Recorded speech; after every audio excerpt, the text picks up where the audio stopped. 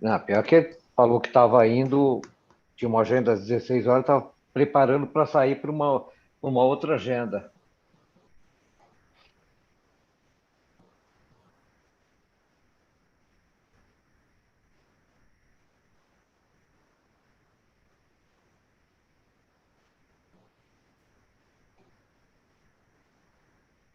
Aí eu coloquei, ó, conforme segue abaixo, resumo que combinamos falar no Tabletop 4 no Congresso da Franca e na próxima segunda-feira.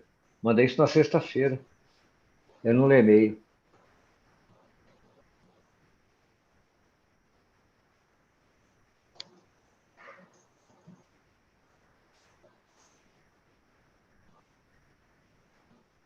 Bom, plano B, se caso dê algum problema, vocês falam, esticam um pouco as apresentações, tá? Com calma e a gente cobre a prática dele, a fala dele, fala sobre o guia e tudo mais.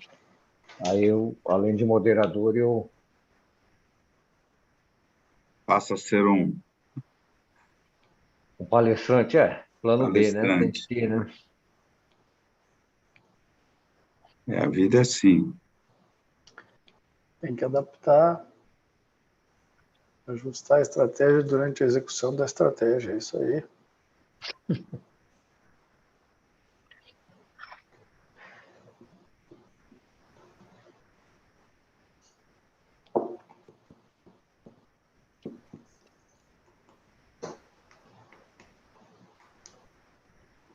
Não, pior que ele falou que estava indo, tinha uma agenda às 16 horas, estava preparando para sair para uma outra agenda. Aí estou ouvindo eu mesmo.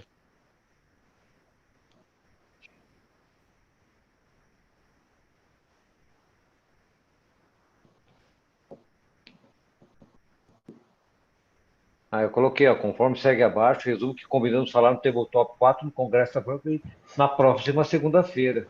Mandei isso na sexta-feira. Eu não leio e-mail. Tatiana, por favor, eu estou vendo que está sendo repetido algumas falas minhas, não sei o que está acontecendo aí.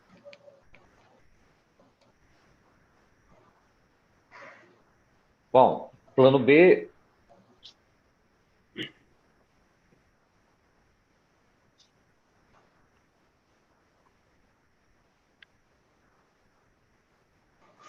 Deve estar dando retorno só para você, viu, Garé? Para mim aqui não está, não. Para mim aqui está perfeita a sua fala, normal, sem retorno, sem duplicidade.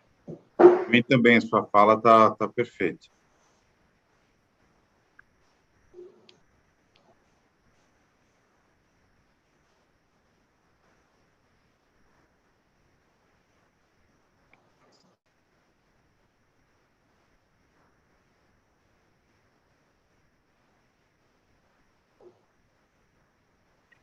O Andrei não vai conseguir entrar, tá?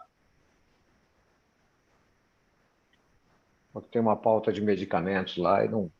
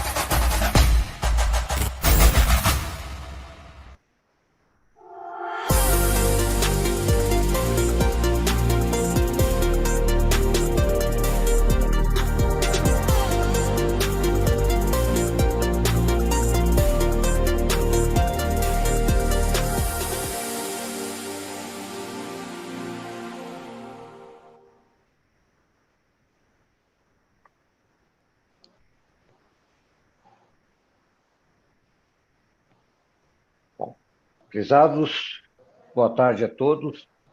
Eu acho que já são 16 horas, estamos então fazendo a abertura do nosso painel, Tabletop 4, desafios atuais para lidar com a contrafação de marcas nas plataformas de e-commerce. Meu nome é Luiz Cláudio Garé, sou sócio de Garé Advogados, um dos apoiadores deste congresso da BPI. Primeiramente, eu quero parabenizar a BPI pela realização deste evento, que acontece hoje e amanhã no Rio de Janeiro, e pela oportunidade de estarmos aqui para falar deste importante tema. Eu já começo fazendo uma comunicação. Nós tínhamos a previsão aqui de 3 palestrantes para esse painel, além do Renato Jardim e o Elton Oliveira. Nós tínhamos também a previsão de participação do Dr. Andrei, que é secretário executivo do Conselho Nacional de Combate à Pirataria, mas ele teve um contratempo na agenda dele e não poderá participar. Então, nós seguiremos aqui com o Renato e com o Wellington, e eu depois, como eu já conheço o Conselho Nacional de Combate à Pirataria e um pouco sobre o que o doutor André iria falar, que teria o Guia de Boas Práticas em E-Commerce, eu vou cobrir a apresentação dele. Bom, eu queria fazer uma consideração inicial, né, que nós estamos assistindo um crescimento vertiginoso, né, de e-commerce no Brasil, não só no Brasil, mas no mundo todo, né? Pesquisas aí apontam que esse comércio digital deverá atingir a cifra de 185 bilhões de reais agora em 2003, e na carona, né, desse crescimento nós temos um comércio de produtos contrafeitos, e também está sendo praticado nas plataformas digitais. Essa questão da responsabilidade das plataformas digitais relacionada ao comércio de produtos contrafeitos tem sido debatido, né, em nossos tribunais. E a questão que nós vamos falar aqui hoje é avaliar, né, até onde as leis que se aplicam ao ambiente físico, né, podem ser consideradas no ambiente online. E nós vamos falar, inclusive, um pouquinho sobre o artigo 19 do Marco Civil da Internet, que será abordado aqui pelos nossos palestrantes. Bom, eu queria, então, já fazer a apresentação aqui dos nossos palestrantes que se encontram na sala. Primeiramente, Renato Jardim. Renato Jardim é graduado em Administração de Empresas, com ênfase em Comércio Exterior pela Universidade Mackenzie, e pós-graduado em Comércio e Finanças Internacionais pela FGV. É diretor executivo da APSE, Associação pela Indústria e Comércio Esportivo, desde dezembro de 2019, entidade que reúne as grandes marcas globais esportivas no Brasil.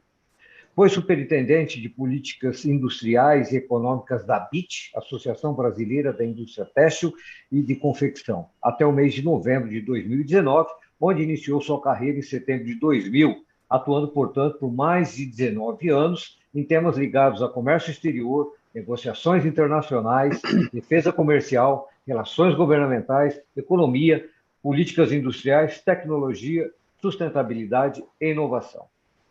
Na sequência, nós teremos a apresentação do Dr. Wellington Oliveira, advogado, formado pela Faculdade de Direito da Universidade da cidade de São Paulo, com larga experiência em propriedade intelectual, como advogado de renomados escritórios nessa área. É presidente do Grupo de Proteção à Marca BPG, é também gerente de proteção às marcas da Nike do Brasil, atual Fisia Comércio de Produtos Esportivos Limitada. Foi responsável pela implementação e execução de toda a estratégia de combate à falsificação em principais eventos esportivos, como a Copa do Mundo, FIFA de 2014, 2018, 2022 e Jogos Olímpicos do Rio de Janeiro de 2016. Atualmente, o Wellington está engajado no combate ao comércio, ao mercado legal, especialmente em plataformas de e-commerce, websites e redes sociais. Então, eu passo a palavra, nesse momento, então, ao Dr. Renato Jardim para a sua apresentação. Renato, com a palavra. Muito boa tarde a todas as pessoas aqui que estão nos acompanhando, inclusive aqueles que vão depois assistir a gravação, meus colegas de painel, Wellington, Garé. Garé, em seu nome, eu tomo a liberdade também de agradecer o honroso convite e parabenizar toda a BPI por esse excelente, lindo evento. O evento que está, basta olhar a programação, algo muito completo, uma série de temas, todos muito relevantes, e que se casam, né, se complementam de alguma forma. Eu espero que dá uma singela contribuição ao fantástico congresso que está sendo realizado. Peço a Tatiana a subir, por favor, a minha apresentação, ela que vai fazer aí a gentileza de me ajudar controlando aí os slides. O meu objetivo aqui hoje, nessa contribuição, é trazer assim, algo bastante ilustrativo para a conversa. Nós teremos aqui o Wellington, o próprio Garé, falando de responsabilização, de caminhos possíveis, né, para a abordagem do problema, e eu queria, então, trazer o problema de uma forma bastante ilustrativa, como eu disse, mas também materializando, dando para vocês a visualização muito clara do que nós estamos falando. Podemos iniciar, então. Eu apresento muito rapidamente aqui a APSE. A APSE é a Associação Brasileira pela Indústria e Comércio Esportivo, uma entidade muito representativa, jovem, porém muito representativa.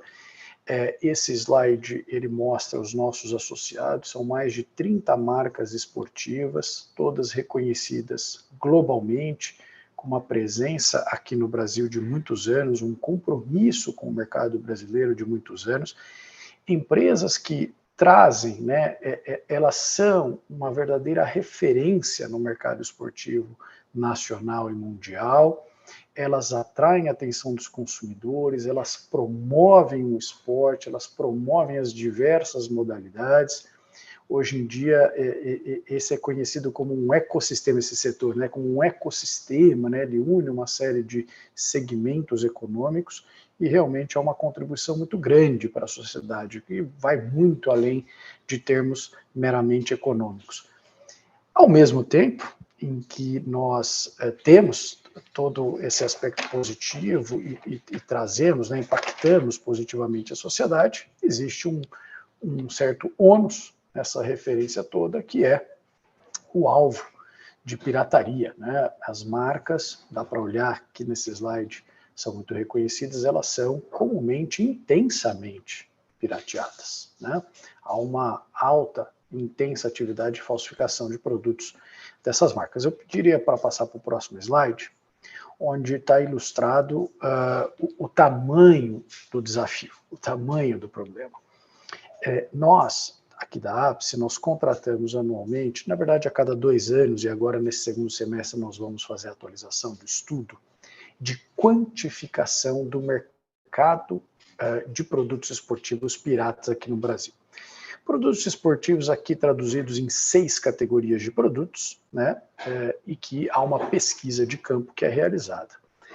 Nós identificamos para essas 6 categorias de produtos um mercado que chega a quase 500 milhões de peças, 482 milhões de peças consumidas no Brasil em um ano. Deste total, quase 160 milhões de peças são peças piratas. Ou seja, nós estamos falando que no mercado brasileiro, 35% dos produtos esportivos consumidos são piratas. É um volume gigantesco. A cada 2 dias, 1 milhão de peças piratas são vendidas no mercado brasileiro. Apenas nessas 6 categorias de produtos esportivos.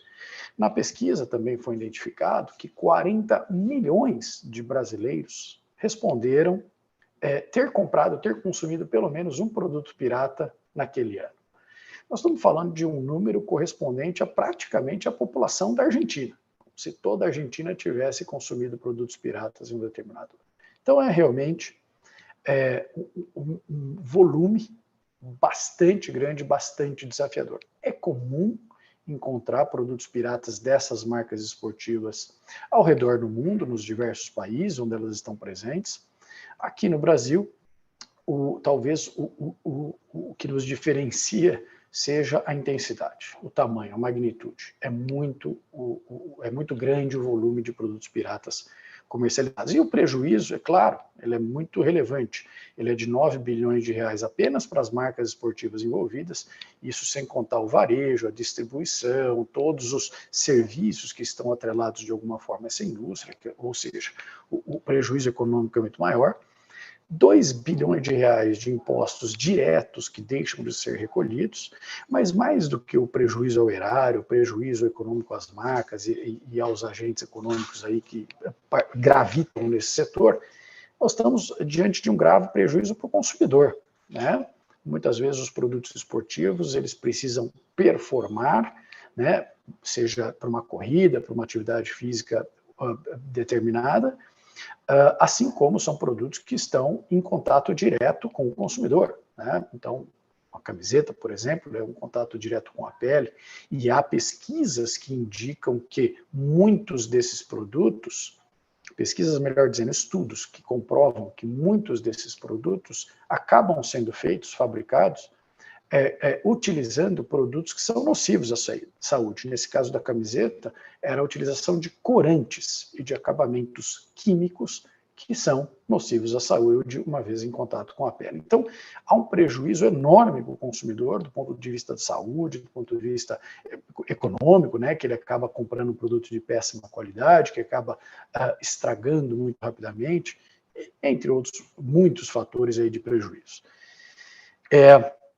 E aquilo que nós tínhamos, por favor, pode passar, aquilo que nós tínhamos já muito desafiador no ambiente físico, né, para combater, se tornou ainda mais desafiador porque houve esse crescimento, está havendo ainda esse crescimento enorme das vendas no ambiente online, no comércio digital. Essa é uma realidade que já vinha acontecendo há alguns anos, e é claro que a pandemia acelerou e acelerou muito o processo. E com isso, infelizmente, isso é uma coisa muito boa para o consumidor que hoje tem acesso, tem facilidade, tem essa disponibilidade muito maior às suas mãos, mas ao mesmo tempo esse comércio digital está sendo utilizado para escoamento de produtos ilícitos, nesse caso aqui de produtos esportivos piratas.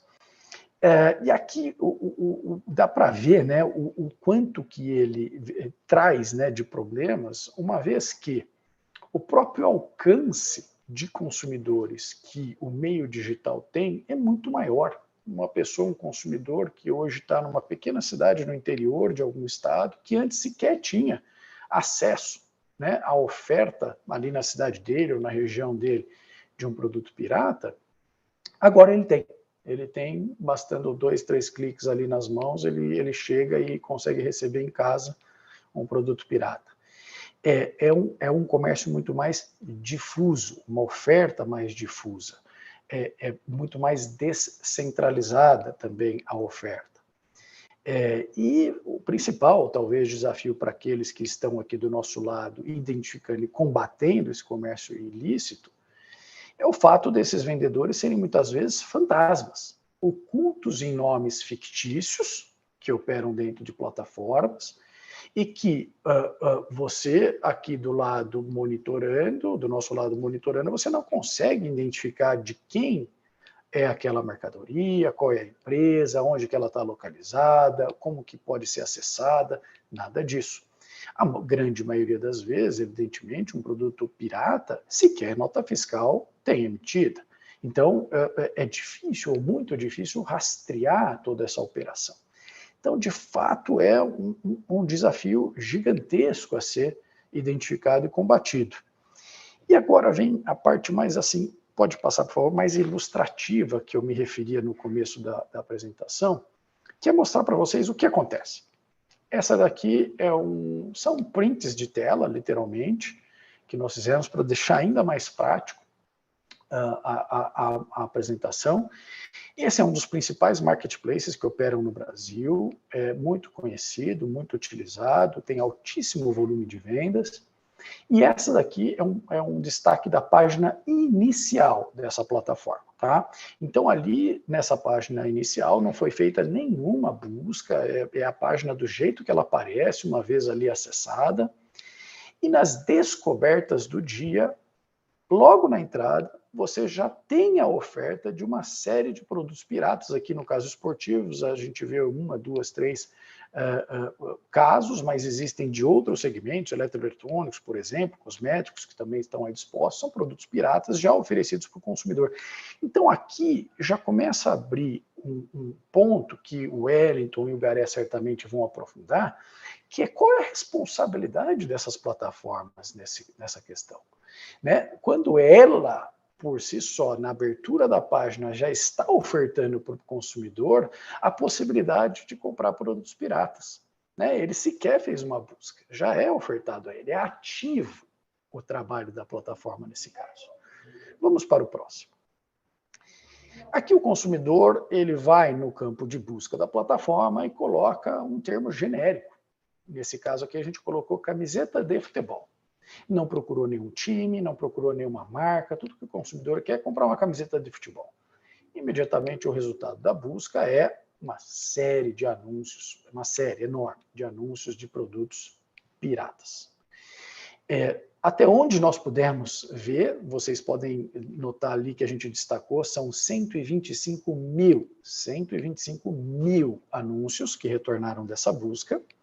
Até onde nós conseguimos monitorar ou rodar ali nas páginas para olhar os produtos, são todos produtos piratas. Raramente aparece alguma coisa que não seja. Destacamos o primeiro deles que apareceu ali para vocês, só para vocês terem uma ideia, são camisetas de futebol, times europeus. R$ 24,90, todos sabem que é uma camiseta original, evidentemente não tem esse valor, não é vendido por esse valor, e somente esse vendedor declara ter vendido 5.100 unidades. 5.000 camisetas, apenas esse vendedor. São 125 mil anúncios como esse. Dá para a gente imaginar a multiplicidade de vendas, os milhões, os milhares, milhões de produtos que estão sendo vendidos aí. Próximo, por favor. Outra busca genérica. Tênis de corrida. A mesma coisa acontece. Um retorno enorme de anúncios, são 74 mil anúncios de tênis de corrida, até onde pudemos pesquisar produtos piratas, destacando um caso, só para usar como exemplo ilustrativo, um produto ali de R$ 95,00, pirata, 3.500 pares deste produto já vendido, desse anúncio. Também muito volumoso, multiplicando por todos os casos que estão aí, dá para a gente imaginar o volume. E um consumidor vai comprar um tênis como esse, vai colocar no pé, e é tênis de corrida que ele está procurando, ele vai sair para fazer uma corrida, e em pouco tempo praticando, o produto certamente já não vai, né, vai estragar, e é muito provável que esse consumidor tenha algum tipo de lesão em função do uso desse produto. Então, há uma responsabilidade muito grande em ofertar esse tipo de coisa, em tamanha intensidade, tamanho destaque para o consumidor. Vamos lá, próximo slide. Óculos de sol, a mesma coisa, não é nada diferente. São 74 mil anúncios, produtos dos mais diversos, muita pirataria, destacando aqui um produto de R$ 69,00, 4.000 unidades vendidas, o produto é pirata, é de um associado aqui da Ápice. E olha que curioso o destaque que ele tem. Ele é indicado. Esse anúncio que a gente, né, puxou ali para vocês, ele é indicado, ou seja, a plataforma está assumindo um papel perante o consumidor. Ela está falando para o consumidor, estou te indicando esse produto, pode comprar. Então, há, de novo, uma indicação de responsabilidade ou de participação mais ativa por parte da plataforma, que deve ser olhada com muito cuidado. Vamos lá. Mostrei para vocês uma série de exemplos, todas buscas genéricas. Se nós tivéssemos colocado alguma marca, seja ela marca esportiva, representada aqui pela Ápice, ou marca de outros segmentos econômicos, nós notaríamos também volumes até maiores de ofertas disponíveis. Aqui, a Ápice contrata um monitoramento dessa plataforma junto a uma empresa especializada, e esses monitoramentos representam uma fotografia do momento, né? Porque os robôs ali, eles buscam os anúncios, E naquele momento em que nós fizemos a busca que está na tela para vocês, nós identificamos, apenas considerando 6 marcas associadas da Ápice, nós tínhamos no momento 17.700 vendedores ofertando esses produtos, que já haviam vendido naquele momento quase 1.300.000 peças, esses vendedores somados, com uma receita de 64 milhões de reais. Esses 17 mil fornecedores declararam ali na plataforma ainda ter em estoque algo como 6 milhões de peças à venda, que poderiam gerar uma receita potencial de mais de 600 milhões de reais. Isso daqui é faturamento correspondente a enormes varejistas brasileiros. Então, é realmente algo de grandes proporções. E o que nós temos que nos atentar em relação a esses números é que a plataforma ela ganha uma comissão sobre cada venda realizada ali por um vendedor que está ali. Uma comissão que varia de 14% a 20%. Então, mais uma vez, qual é o papel da plataforma nessa história? Ela é um mero provedor ali de serviços ou ela realmente tem uma participação no negócio de cada um dos vendedores? Quando ela indica um produto para o consumidor e quando ela leva uma comissão, o que significa esse tipo de coisa, né? Tenho certeza que o Garé e o Wellington vão jogar muita luz a respeito disso para a gente. Vamos lá. Já caminhando para a parte final, é importante também registrar que o comércio de produtos piratas ele não está restrito aos marketplaces. Ele vai muito além dos marketplaces. E hoje está muito presente também nas redes sociais. Próximo, por favor. Aqui, fazendo a mesma busca que nós fizemos antes, só colocando o termo genérico camiseta de futebol, na rede social Facebook, a gente vê o tipo de retorno que tem. No próprio marketplace da rede social, que eles também têm um marketplace, já voltou uma série de anúncios, anúncios que têm fortes indícios de ser um produto pirata. E além do marketplace, a gente encontra uma série de grupos, de pessoas, sites puxando para vendas diretas fora da rede social, coisas que trazem, inclusive, um maior desafio para monitorar. É mais difuso ainda do que o próprio marketplace. Aqui eu destaquei também para vocês alguns grupos anunciando venda de produtos, de tênis e tal, são todos produtos piratas. Próximo, por favor. A mesma coisa em outra rede social também muito conhecida, o Instagram. Esse caso que eu estou trazendo é de um vendedor ofertando tênis piratas que puxa o comprador para o próprio site dele. Então, você vai cair lá, ou mesmo venda pelo WhatsApp, o que é impossível para a marca, o poder detentor de direito de propriedade intelectual, monitorar e cobrar isso, né? Vamos lá, tomar as providências necessárias. Para finalizar, passar a palavra para meus colegas, já me estendi demais, é importante registrar isso também, que a Ápice entende que não existe uma bala de prata para resolver esse problema. É um problema complexo, exige do governo, das marcas, do consumidor, de todos os envolvidos nesse negócio, uma série de coisas. Então, vai desde conscientização, que a gente está falando, de repressão, de cooperação. Nós trabalhamos em parceria com diversas dessas plataformas. Inclusive, a plataforma que nós mostramos, nós estamos há 18 meses tentando dialogar e chegar a um entendimento, cooperar para a construção de algo mais efetivo de combate à venda de produtos piratas. Temos casos muito bem-sucedidos, não é o que nós mostramos, e temos casos muito mal-sucedidos, que é o que nós mostramos.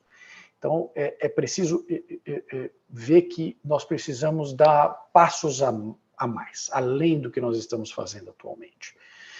Há ainda uma oferta muito grande, crescente, e que não basta, aquilo que nós temos feito até o momento não está dando o resultado necessário, não basta. Então, é preciso ir além. O Wellington e Garé vão trazer para a gente, certamente, o que pode ser avançado, né? Obrigado pelo tempo e fico à disposição. Obrigado, Renato, pela exposição. Bom, dá para imaginar, pelos números que você mostrou, os impactos dessa venda massiva de produtos contrafeitos para os titulares da marca e também para os consumidores que possivelmente estão sendo enganados aí nessas vendas de produtos nessas plataformas. Eu vou passar a palavra para o Wellington, eu tenho algumas perguntas, Renato, algumas considerações também, Todos terão aqui oportunidade de fazer perguntas, e, na verdade, terão a prioridade ao final da apresentação, tá? Mas, por isso, eu vou deixar a minha consideração final após a fala do Wellington. Wellington, então, por favor, tenha a palavra. Boa tarde a todos que me ouvem e boa tarde a todos que, porventura, me ouvirão também. Antes de adentrar na minha palavra, eu gostaria de tecer algumas considerações, na verdade, agradecer a BPI também. Sinto-me muito honrado pelo convite. Queria também aqui cumprimentar o Dr. Garé, o senhor Renato.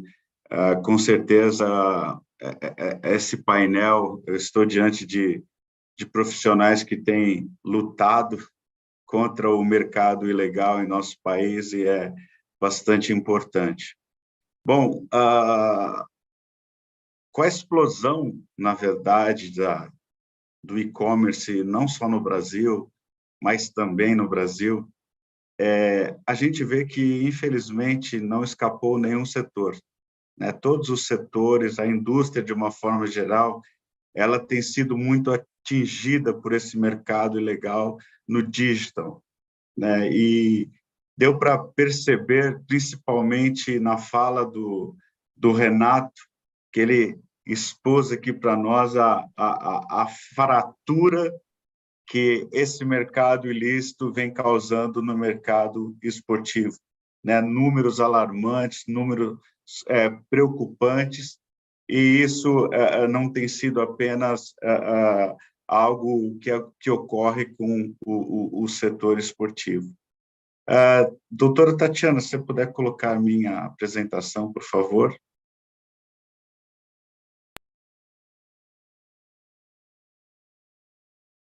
Muito obrigado. A gente vai falar um pouquinho sobre os desafios atuais, que não são poucos. Se você puder já passar para o primeiro slide. Bom, antes de qualquer coisa, eu gostaria de dividir com vocês aqui um timeline que eu acho bastante importante para nós entendermos tudo que vem ocorrendo em termos de e-commerce, em termos de digital no Brasil. Na verdade, partindo antes do Marco Civil da internet, nós tínhamos como se fosse uma lua de mel com as plataformas, né? Os titulares de direitos de marca, titulares de direitos de propriedade intelectual, de uma forma geral, viviam praticamente em lua de mel com as plataformas, né? Nós tínhamos a jurisprudência do STJ totalmente favoráveis aos titulares de marca, as plataformas eram responsabilizadas em caso de omissão, e isso, infelizmente, com o Marco Civil da internet, foi alterado. A gente pôde perceber uma brusca alteração, uma brusca mudança, né, de comportamento, inclusive das plataformas, que deixaram de ser parceiras, muitas vezes, e procuraram se valer do artigo 19 do Marco Civil da internet. Então, elas passaram a justificar que elas só poderiam, de fato, tirar conteúdos das suas respectivas plataformas mediante ordem judicial, que elas não eram responsáveis pelos respectivos conteúdos, enfim, elas argumentavam isso e diziam que não tinham mais responsabilidade. Isso perdurou por muito tempo, né? Algumas plataformas foram mais amigáveis, mas muitas delas se valeram por um longo período dizendo que não tinham responsabilidade alguma. E aí, por muito tempo, os titulares de marca, o Conselho Nacional de Combate à Pirataria, a própria Senacom, depois de muito trabalho, foram editadas duas notas técnicas que eu julgo muito importantes para mudar esse cenário confortável, diria, para as plataformas de uma forma geral. Então, a gente tem aí duas notas técnicas da Senacom, a 610 de 2019 e a 91 de 2020. E o que essas notas técnicas trouxeram, deram luz a essa problemática toda? Na verdade, elas vieram apontar que existe uma negligência muito grande das plataformas de e-commerce no Brasil e que elas permitem a venda de produtos falsificados e, hoje em dia, elas não só permitem, mas elas divulgam, elas estimulam, na verdade, a venda de produtos contrafeitos. Uma outra coisa que as normas técnicas trouxeram para essa problemática toda também foi a questão que não se pode, de forma alguma, dizer que liberdade de expressão ou o não acesso à liberdade de expressão ou o impedimento à censura, na verdade, que diz no artigo 19, logo em seguida eu vou ler, ele não tem nada a ver, ele não se confunde de forma alguma com atos de comércio, especialmente aqueles que são geridos ou regulados pelo Código de Defesa do Consumidor. E essas notas, então, elas foram muito importantes. E, a partir dessas notas técnicas, a Senacom e o Conselho Nacional de Combate à Pirataria, então, lançaram o Guia de Boas Práticas de E-Commerce. E ali, infelizmente, não é uma regulação ainda, é apenas um instrumento de soft law, e ali existem ainda, né, recomendações nesse guia que vão de encontro justamente aquilo que o mercado deseja, aquilo que a indústria deseja, uma certa regulamentação ou uma certa disponibilidade de estratégias ou de medidas que venham facilitar o comércio eletrônico no Brasil e que venha dificultar, obviamente, o comércio ilegal nessas plataformas. Então, lá a gente viu várias recomendações, como, por exemplo, baixar anúncios ilegais em 48 horas, identificação clara de vendedores, banimento de vendedores rescindentes, que é muito importante, e hoje, infelizmente, ainda existem plataformas que não banem esses vendedores incidentes, eles podem vender 1.000, 2.000, 5.000 anúncios irregulares, ilegais, eles são denunciados, mas, infelizmente, as plataformas ainda os mantêm como seus sellers, e obviamente, a emissão de nota fiscal muito importante para concorrer com o mercado nacional, por que não? E, por fim, qual que é, na verdade, a situação atual? Né? Quando a gente olha esse guia de boas práticas lançado para o CNCP, a gente verifica que algumas plataformas aderiram ao guia e elas implementaram maravilhosas medidas, mudaram completamente a forma de atuação no Brasil, né?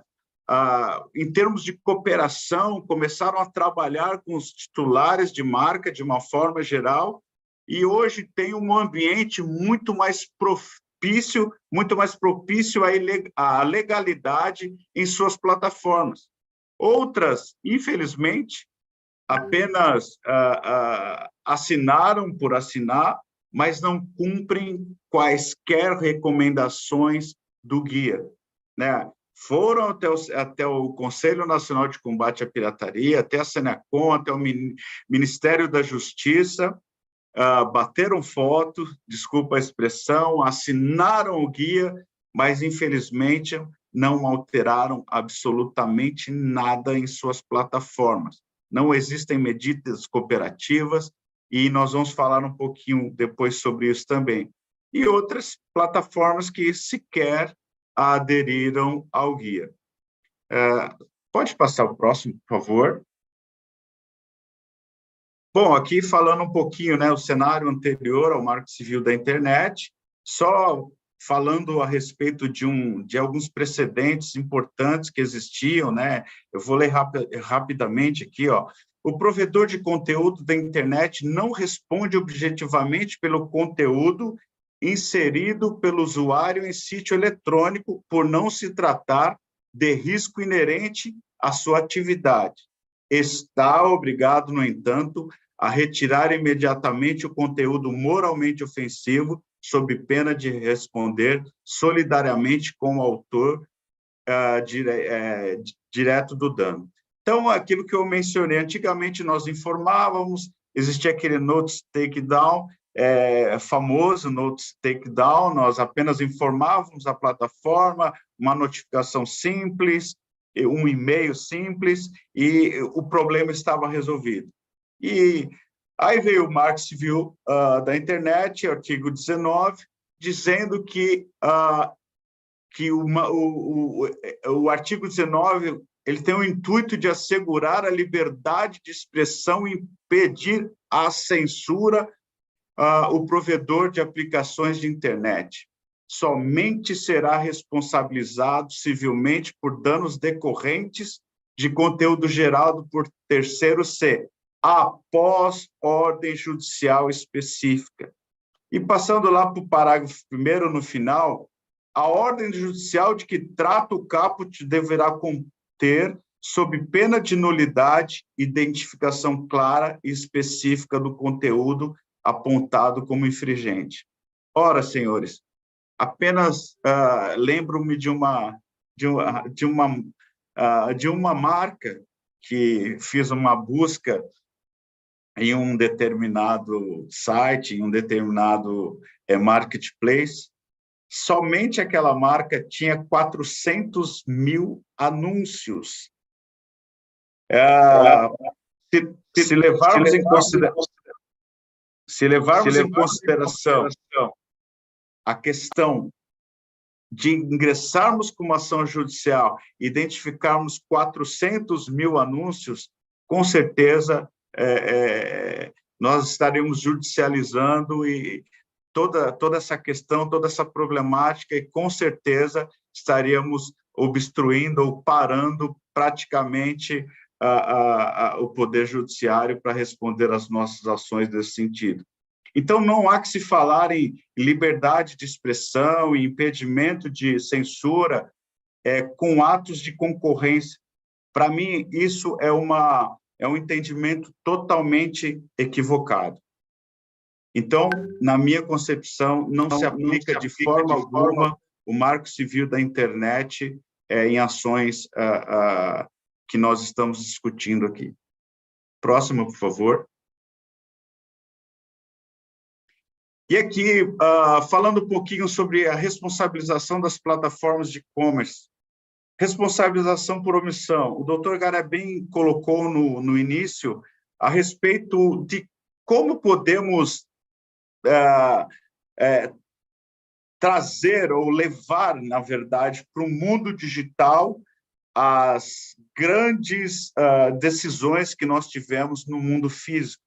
E aqui tem um exemplo muito bom que nós podemos citar, as ações de landlord liability, ou seja, as ações que nós responsabilizamos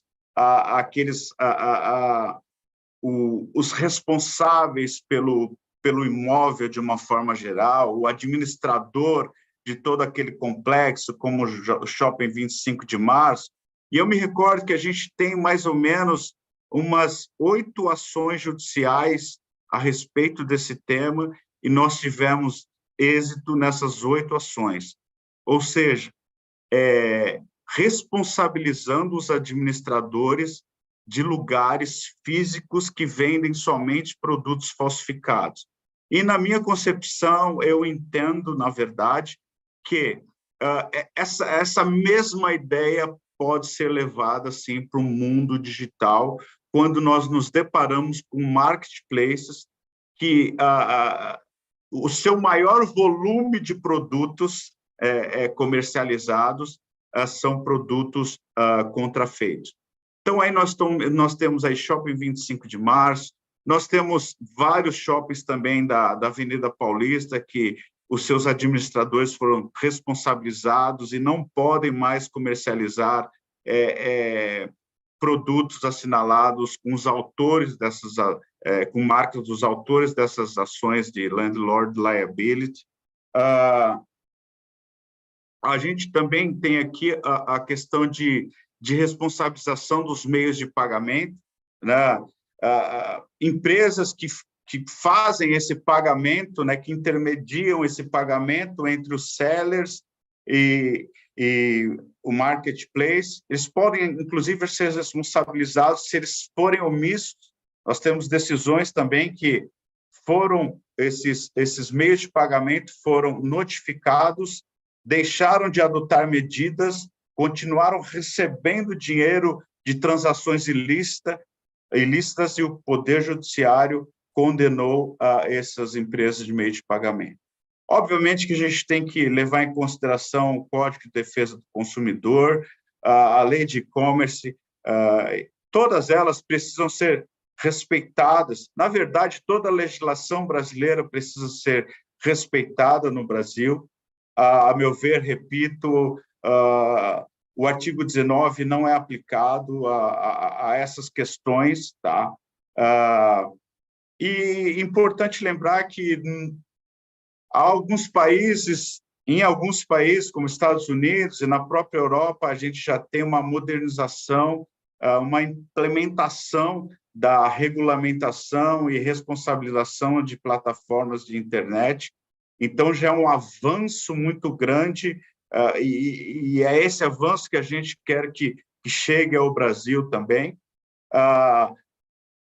Pode passar o próximo, por favor? Aqui eu vou falar bem rapidamente, eu não vou ler a decisão, mas falando sobre responsabilidade solidária também, todos que fazem parte da cadeia de fornecimento, esses sim são responsáveis por qualquer dano ao consumidor, por qualquer dano ao titular de um direito de propriedade intelectual, como aqui nessa decisão o Tribunal de Justiça de São Paulo e na outra o Superior Tribunal de Justiça assim reconheceu que os marketplaces, eles são partes da cadeia de fornecimento nos termos do artigo 7º do Código de Defesa do Consumidor. Portanto, eles são responsáveis solidariamente pela venda de produtos contrafeitos. O próximo, por favor. Aqui, uma decisão importantíssima também, é recente essa, falando sobre a não aplicação do artigo 19 do Marco Civil da Internet, né? A RE simplesmente preferiu se omitir e, com isso, assumir o risco que persistisse a viabilizar e, por isso, concorrer à contrafação cometida. Importante, não cabe argumentar aqui com a necessidade de ordem judicial como se tratasse de provedor de aplicação amparado pela previsão do artigo 19 do Marco Civil da Internet. Uma decisão perfeita, maravilhosa. Próxima, por favor. E aqui cabe mencionar aos senhores, dividir com todos vocês, obviamente que a indústria, como eu disse no começo, ela tem sofrido e muito com o comércio ilícito nas redes sociais, nos marketplaces, e várias associações aqui, a APSE, BPG, Fórum Nacional de Combate à Pirataria, elas se uniram justamente para ingressar com uma ação civil pública contra uma das plataformas que mais tem nos causado problemas. E logo em seguida nós tivemos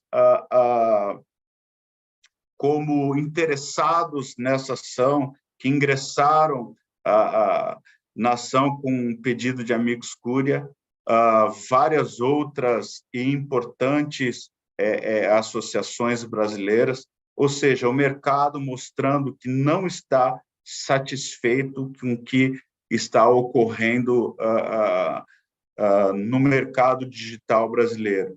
Então, essa ação civil pública, na verdade, a gente pede que a plataforma se adeque com ferramentas que possam prevenir, né, efetivamente e evitar a venda massiva de produtos contrafeitos, a emissão de nota fiscal, a disponibilização ostensiva de dados dos vendedores. E aí, o pedido final é um pedido de danos morais coletivos de 10 milhões de reais. A ação ela foi recebida, foi já uma vitória para todos nós, ela está em processamento, em fase de instrução, e a gente está trabalhando para que, de fato, o Ministério Público e o Poder Judiciário possa entender os danos que todo esse mercado ilícito tem causado à nossa sociedade de uma forma geral. Eu já estou caminhando para o final. Aqui, só para dividir com vocês a experiência internacional, algumas de algumas leis, né, tanto nos Estados Unidos como na Europa, que estão modernizando a questão regulatória, né, dos marketplaces. E terminando, mais um, por favor. Eu queria agradecer a oportunidade, estou à disposição para perguntas. Gostaria de explorar mais, mas o tempo é bastante curto. Devolvo a você, Gareb. Obrigado, Hélito, pelas considerações. Bom, nós temos uma audiência boa aqui e nós temos aí 10 minutos apenas que nos resta. Então, vou ser muito breve, porque eu gostaria realmente de abrir a palavra para todos os presentes aqui, para que possam fazer perguntas. Só sintetizando um pouco o que foi dito, então nós temos aí uma prática por parte de plataformas digitais de ostentar de forma massiva venda de produtos falsificados. O Renato colocou, né, que ele teve que contratar uma empresa de monitoramento para fazer monitoramento e as derrubadas. Isso acaba gerando o quê? Um ônus para os titulares das marcas, tá? De monitorar e fazer essas derrubadas. O guia, como o Wellington mostrou, é de boas práticas, é um soft law, ele não traz sanções, e sim recomendações essas que não estão seguidas por todas as plataformas. Então, o problema ainda continua, e justamente por não ter sanção, né, dificilmente nós vamos poder usar o guia para responsabilizar essas plataformas. Mas existe uma questão, quando a gente fala de responsabilidade de intermediário, qual a questão? Nós podemos usar uma legislação ou decisões aplicadas ao físico, ao virtual?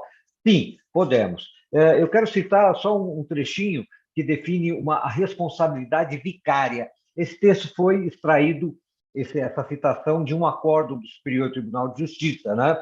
O que é responsabilidade vicária, né? Ela acontece nos casos em que há lucratividades com ilícitos praticados por outrem e o beneficiário se nega a exercer o poder ou controle e, com isso, ele se nega a limitar esses danos causados. Quando a gente falou do Landlord Liability contra 25 de março, a gente falou responsabilidade por omissão. O shopping a administração foi notificada, cientificada, que estava vendo uma venda de produtos contrafeitos por todos os lojistas, quedou Sinés, não fez nada, então ele acabou sendo responsabilizado. Não foi diferente com a responsabilização do meio de pagamento citado pelo Hélito, e colocando a plataforma, e aí nós temos uma diferenciação de plataforma, né? A gente tem os marketplaces, que têm marcas conhecidas no mercado físico e hoje disponibilizam o seu espaço digital para venda de produtos por terceiros, e também nós temos as plataformas digitais que funcionam exclusivamente como intermediárias e não têm a venda no mercado físico. Essas plataformas, como já foi mostrado aí para o Renato, oferem lucro de 15% a 20%, né? Como já foi mostrado pelo Wellington, as decisões do Superior Tribunal de Justiça reconhece que essas plataformas, como intermediárias que estão, e por oferirem lucros que oferem, elas participam da cadeia do fornecimento. Elas são, então, responsáveis, sim, elas podem ser responsabilizadas. Tá? Então, essa é a conclusão que a gente pode chegar em termos de aplicação, tá, das decisões do mundo físico para o online, e nós já vimos que essa questão da aplicação do artigo 19 do Marco Civil da Internet já está superada. Não é liberdade de expressão, aqui nós estamos falando de comércio, né? E o comércio está sujeito às regras do Código de Defesa do Consumidor. Feitas essas considerações, eu queria abrir para perguntas, tá? Aí de todos os participantes, tá? Para os nossos palestrantes aqui, nesses 7 minutos que nós temos ainda disponíveis. Eu vi que a Elisa tinha levantado a mão. Você ainda quer fazer sua pergunta? Na verdade, eu não levantei a mão, não. Eu aplaudi, eu coloquei umas coisinhas ali. Mas, aproveitando a oportunidade, meu nome é Elisa Santucci, eu também trabalho nessa área de propriedade intelectual há muitos anos, e eu tenho, vejam só como é extenso o problema. Eu não tenho clientes que estejam com problemas de contrafação sendo vendidas nesses marketplaces, mas eles têm. O vendedor tem um problema, entre aspas, similar, e ele coloca no anúncio réplica do produto de marca. Então, no meu caso, eu não posso nem alegar pirataria, o produto, de uma certa maneira, está claro que não é o produto original, mas para atrair o consumidor, ele usa o produto de marca. E um outro caso, esse pior ainda, que foi na Shopify, que é esse marketplace canadense, ele hospeda um site brasileiro, de marcas de capacetes, eles vendem capacetes, só que eles não vendem, não entregam nada.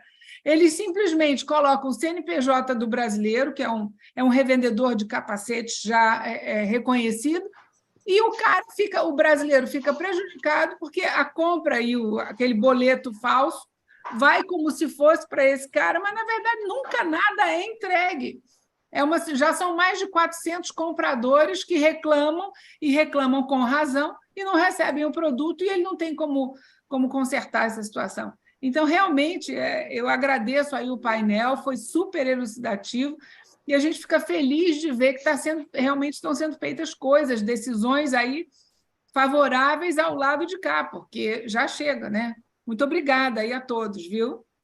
De nada, obrigado pelas considerações, Elisa. Antes de passar a palavra para o Roner, que está com a mão levantada, quero fazer uma consideração que certamente o Andrei, do Conselho Nacional de Combate à Pirataria, que está vinculado à Secretaria Nacional do Consumidor, iria fazer. O CNCP está aberto a essas denúncias, a Senacom está aberto a essas denúncias. Tá?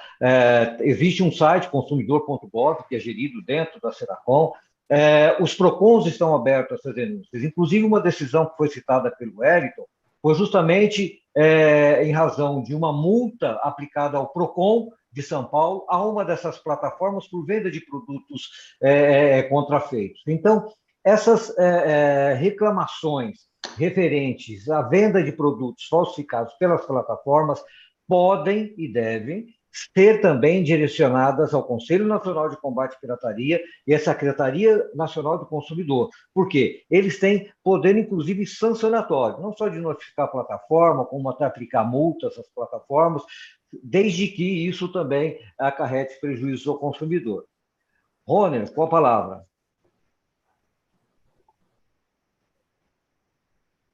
Roner, você está no mudo.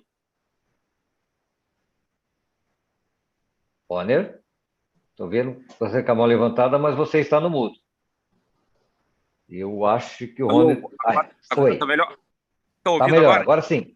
Sim. Sim. Bom, eu estou aqui no Congresso da BPI e estou grudado no celular, ouvindo vocês, porque é um assunto que me interessa particularmente. Sou advogado, trabalho para uma empresa uma marca muito conhecida, fabricada aqui no Brasil, também falsificado direto, pirataria dentro da rede, e conseguimos uma decisão de primeiro grau, muito interessante, que não determinava a indicação das URLs, e era geral. No sentido de dizer, tal marca para tal produto, posso até abrir para vocês aí, o caso era da marca Veja, para calçados, tênis, em primeiro grau, o juiz de Novo Hamburgo, especializado na área de propriedade industrial, nos deu uma liminar dizendo que a plataforma em questão deveria obrigatoriamente retirar todas as vendas da internet com a marca tal para tal produto. Bom, quando isso chegou no Tribunal de Justiça do Rio Grande do Sul, exatamente pelo artigo 19 do Marco Legal de Emprego, caçaram a liminar em princípio, dizendo que eu tinha que informar as URLs. O que é um problema, porque uma URL que nem falasse, são 800, nem troca isso daí. Então, foi muito obrigado. A posição era essa, só para colaborar aí, e vou fazer as denúncias também nesses canais que vocês informarem. Muito obrigado pela abrindo para vocês essa posição. Não é uma pergunta específica, desculpe. Obrigado pela consideração. Realmente, essa questão dos URLs ainda permanece. Ainda que a gente tenha aí um entendimento, né, que o Marco Civil não se aplica no que diz respeito à responsabilização, ainda nós temos o desafio perante o judiciário na questão da necessidade de informar as URLs. Tá? Isso é fato. Mais alguma ponderação? Temos aqui 2 minutos. Eu só quero fazer uma pergunta aos nossos palestrantes, que eu acho que vale, primeiro Renato, depois o Wellington aí, dentro desses 2 minutos. Bom, nós temos aí várias plataformas nesse mundo digital, né? Os marketplaces.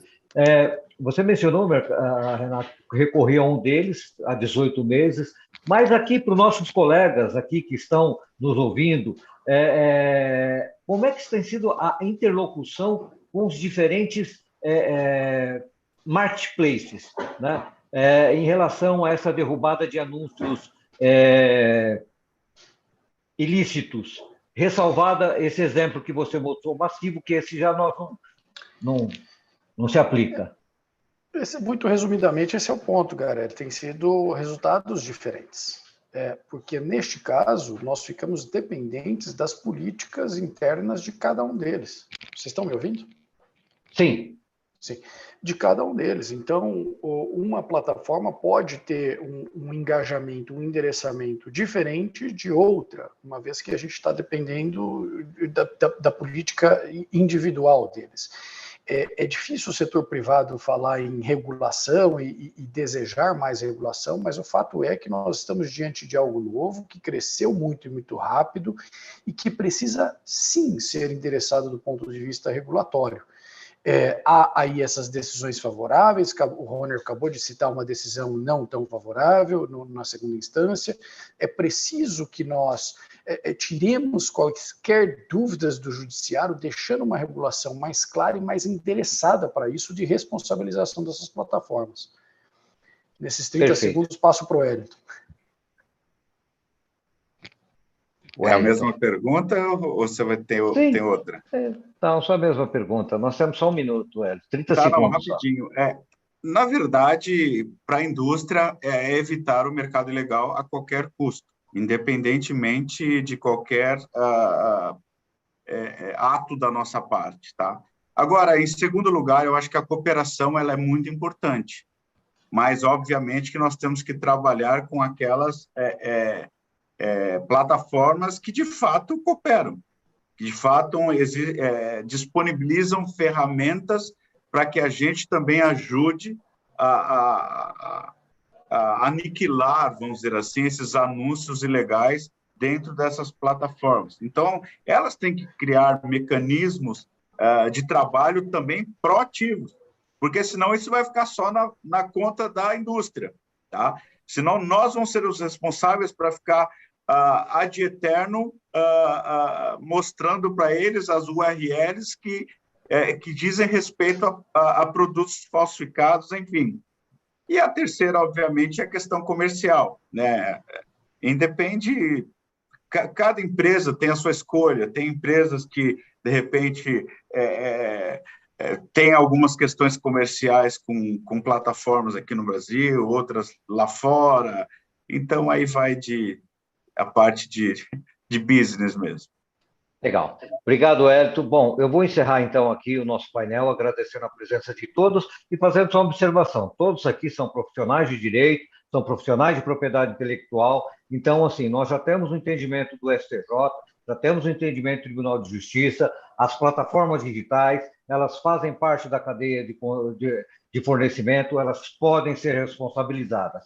E aí, cumpre a nós, profissionais de direito, demandarmos na Justiça, né, para criarmos aí uma jurisprudência favorável a quem? Aos titulares de direitos violados que têm seus produtos contrafeitos expostos nessas plataformas. Não importa se é marketplace, não importa se é uma plataforma digital. Tá? É possível que sejam responsabilizadas e cumpre a nós zelar aí, por isso em benefício dos nossos clientes. Essa apresentação está gravada para futuro acesso por todos, e muito obrigado a todos aí que nos prestigiaram nesse painel. Tenham todos uma boa tarde e bons eventos aí na BPI. Boa tarde a todos. Obrigado. Obrigado a todos, um abração.